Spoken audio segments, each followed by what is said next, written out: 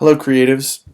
So to begin project one, I'm going to go and double click on the icon for Illustrator down here on the bottom, and it's going to take me to this window, and I'm going to go to create new.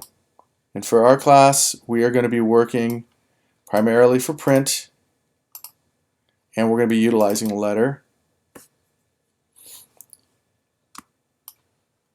Okay, so this is the interface for Illustrator, and I've got the classic interface set up. And the thing is that this is the terminology that we need to be using. This is your artboard and the printable area, okay? This area out here, if you were to create something, say like a square, and it's in this area, it's going to print. If it's out here, it's not going to print. Command Z allows me to undo something that I've done. I'm going to delete this, and I want to show you the basic fundamentals. Okay, so since we're starting off, the first thing I want to do is I want to talk to you about the basic tools that we use. I don't use all of the tools that you see here. There are different ways of working. Some people really like an eraser or a razor blade for that matter, but I just like to keep it simple. And instead of a razor blade, I use the direct selection tool to go and break certain shapes up and stuff like that. But you'll find out. You'll see what I'm up to. But again, I really believe in keeping it simple. We're going to be using this direct selection tool, which I equate to being your hand in the program. This is the direct selection tool. So selection tool, direct selection tool. And if you see, I'm hovering over these icons and you're seeing them being described for you. And it's also giving you a letter out there that's showing you, if you want the lasso tool, hit the letter Q. You want the direct selection tool, you hit the letter A. And V for selection tool. So this is your hand in the program. This is to go and grab certain detailed areas of a shape that maybe you created. This will grab the whole shape. So these two and the shape tool, or the rectangle area, and if you notice there's these little triangles. That means if you click and you hold this, there are subpalettes. So to begin, I'm going to go down here to the ellipse tool, and I'm going to go and click and drag. Okay? So I've got an oval there. Click and drag vertically. I've got that. But I want there to be a perfect circle. How do I do that? To begin, I want to go in and see about my direct selection tool. So my selection tool first actually allows me to grab this box, which is termed the bounding box. And these little circles here are allowing me to go and grab this and to try to reshape it into a circle. The white arrow allows me to go and click and drag over a section. Now that click and drag is going to be termed a marquee. So when I say marquee selection, this is what I'm referring to. Marquee selection, or a marquee zoom, where I hit the command and the space bar and I marquee zoom over an area, and then maybe I marquee make the selection. This is an anchor point, and the anchor point can be grabbed and moved with the direct selection tool. Command 0 is the quick key that I use to go and center up my artboard so that I can get back to a base view. So direct selection tool again allows me to grab one aspect of this shape and manipulate it, whereas this does not. This gives me a bounding box. I can surely stretch things and manipulate the shape of them through stretching and compression, but to grab that one anchor point, it doesn't allow me to do that. So that's the main difference. Again, I can grab this and move it. Delete. Marquee selecting, I just have to grab a part of it. I'm on the black arrow and I can delete. Command Z undoes. If I did that same thing and I marquee select this one section and I hit delete, it's only going to delete the line segments associated with this one anchor point, meaning this line segment and that line segment. Okay? Delete again. So I'm going to make a perfect circle right now with key commands. So I'm going to click and hold my mouse. I'm going to hit the Control and the Shift key, or it's just the Shift key, I'm sorry, and I can scale a perfect circle up or down depending on which way I drag it. Okay? The other thing is that what if I want this circle to be placed absolutely in the middle of the artboard? Well, this indicates true center of this particular shape, but again, am I centered on the artboard? Command 0. The artboard is centered. I want to cut this shape out, so I'm going to hit Command X. And then because this is centered, if I hit Command V, It puts it absolutely center of this artboard. So what I want to do is, what if I'm wanting to size this up?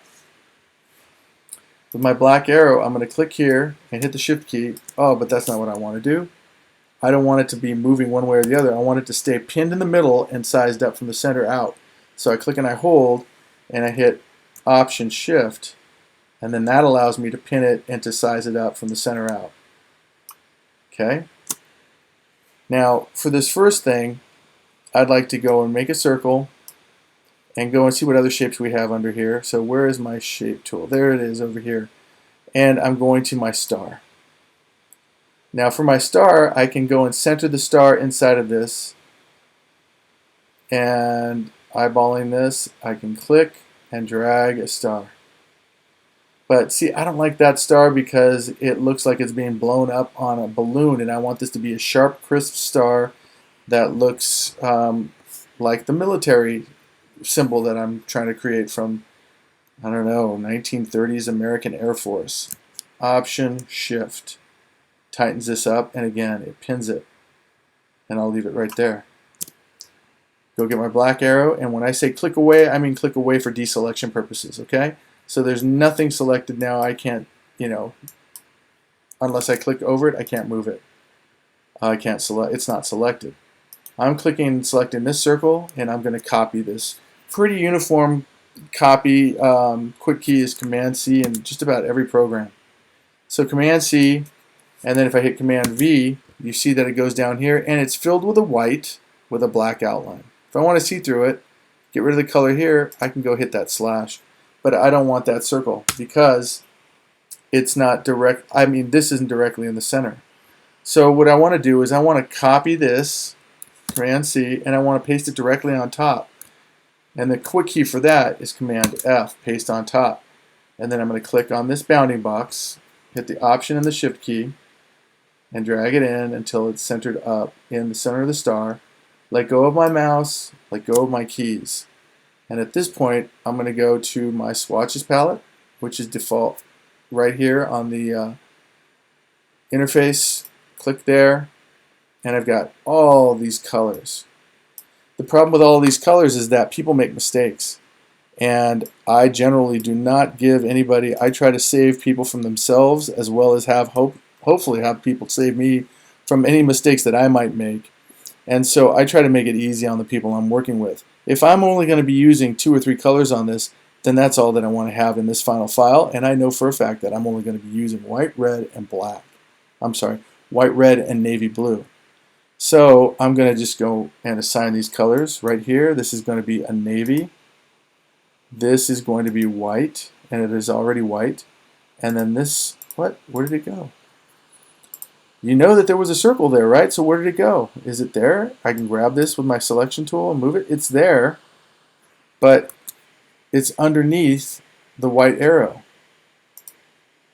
So in order to do this, I'm going to hit Command Y, which gives me the outline mode, or gives me the ability to go and select through shapes. And one of the key things that we'll be using from now on is you're going to right click and you go to Arrange down here and bring it to the front. Command Y again, and then you can see it's in the front, and I'm going to go and assign it this nice red. Okay, click away to deselect, click marquee, or drag a marquee selection over this like this. If you notice, I don't have to go over the whole thing. When I'm on that selection tool, I just have to touch and let go, and it grabs the whole thing. Because I don't want a black stroke.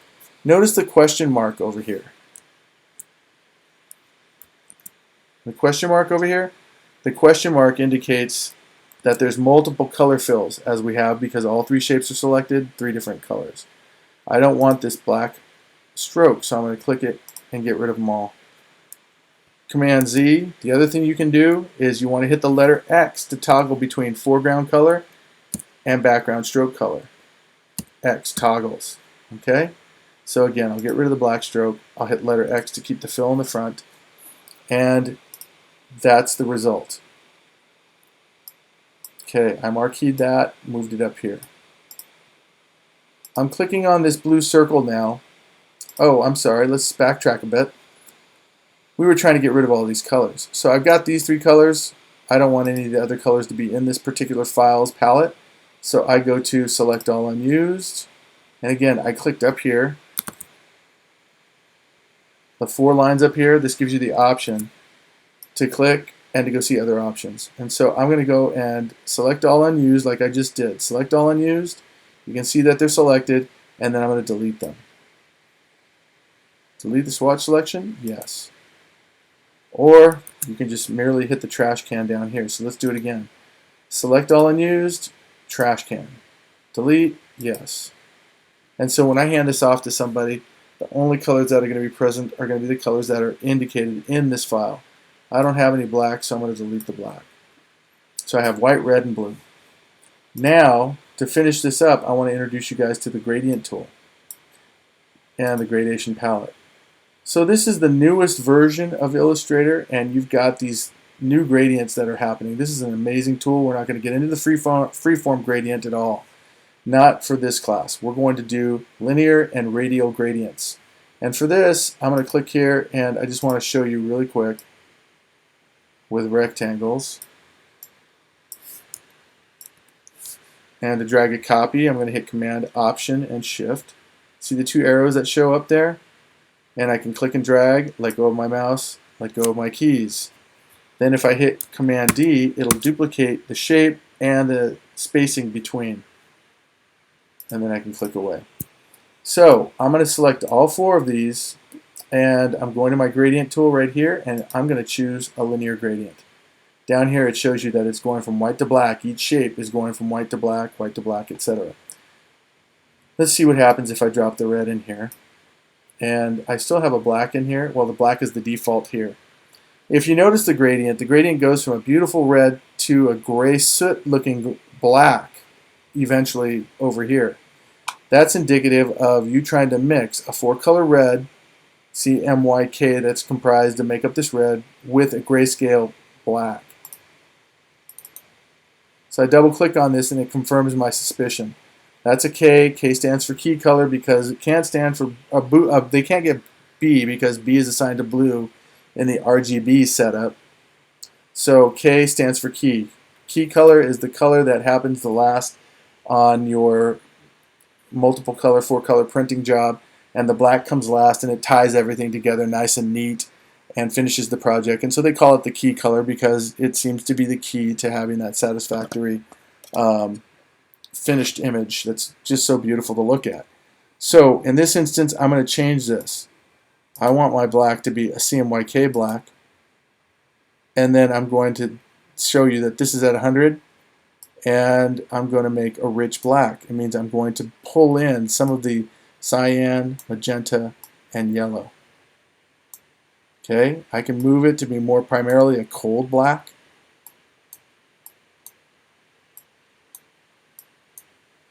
Or I can slide this back and I can pull the magenta in there and make it a more warm black.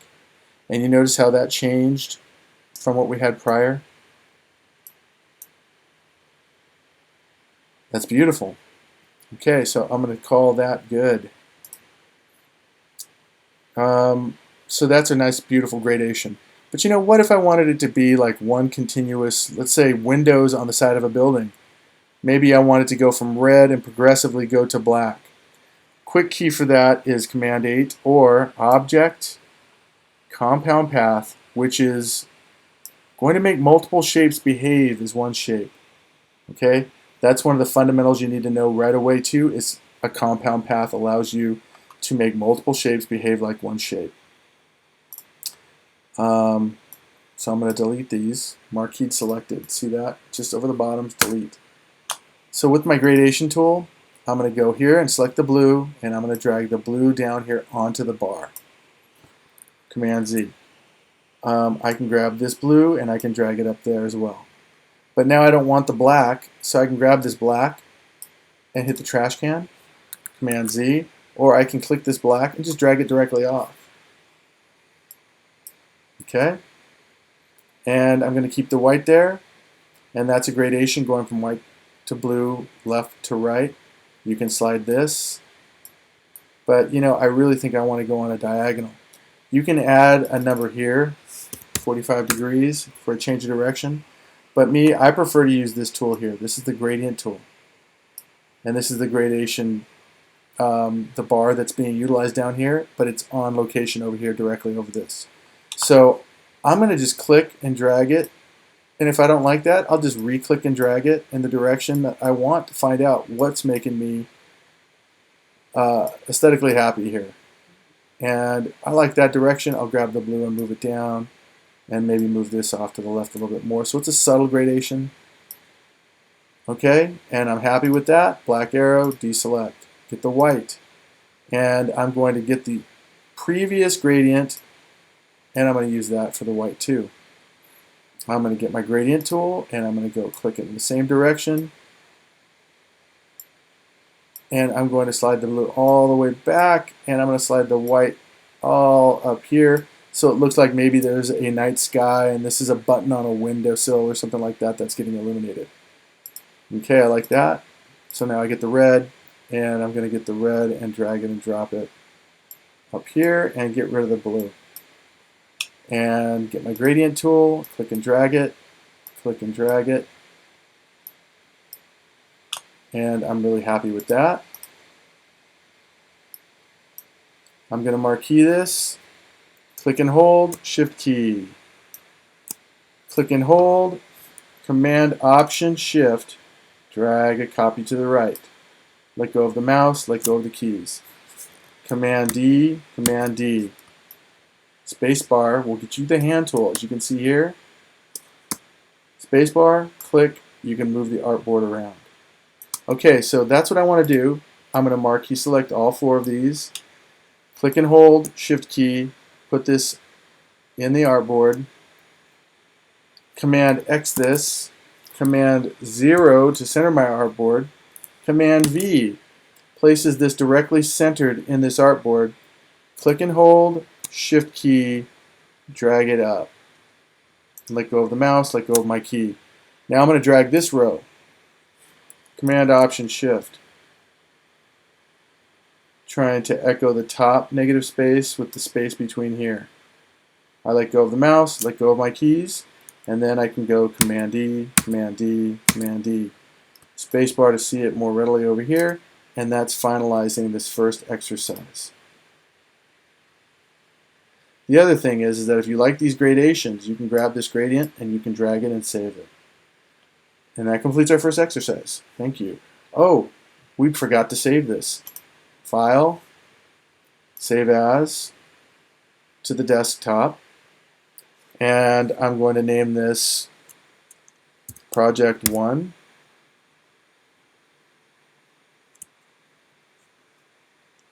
Symbols. .ai, which means it's an Illustrator document, and then go save. There's no images to be linked. We'll get into that later. This is fine. If you want to save it down to an earlier version, you can click here and go down all the way to Illustrator 3. Wow, that was a long time ago. And then you hit OK.